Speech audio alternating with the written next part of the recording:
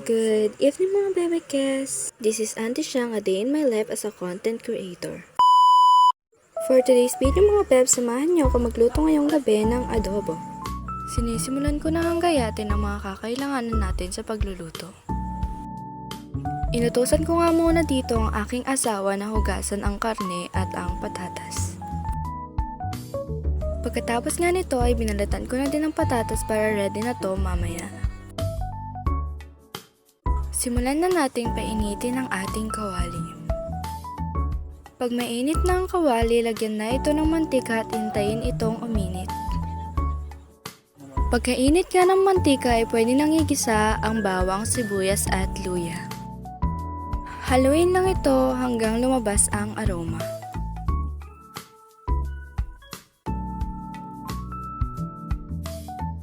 Pag nag-brown na nga ang ating bawang, sibuyas at luya, ay pwede nang ilagay ang ating manok.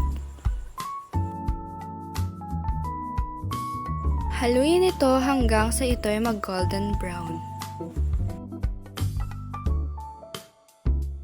Pag ito'y nahalo na, ilagay na ang paminta. Lagyan ito ng suka at toyo.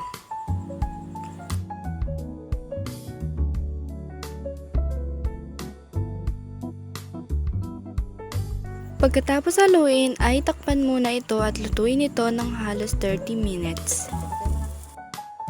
Dito nga ay habang naghihintay kami sa aming niluluto ay kumain muna kami ng ice cream.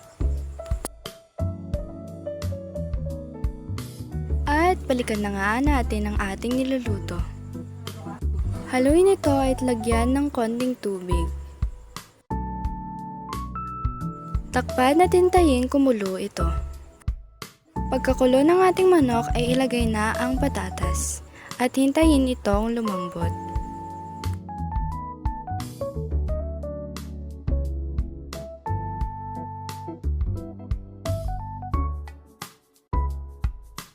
I-check kung malambot na ang patatas na iyong nilagay. At luto na nga ang ating adobong manok. Hinanda ko na nga yung mga kakailanganin namin kumain dahil naliligo pa ang aking asawa. Hinango ko na nga ang ating adobo at inilagay ito sa bowl. Ito na nga ang ating masarap na adobo. Magsandok ka na nga din ng pagkain mo at samahan mo kaming kumain. Yun lang mga bebeke.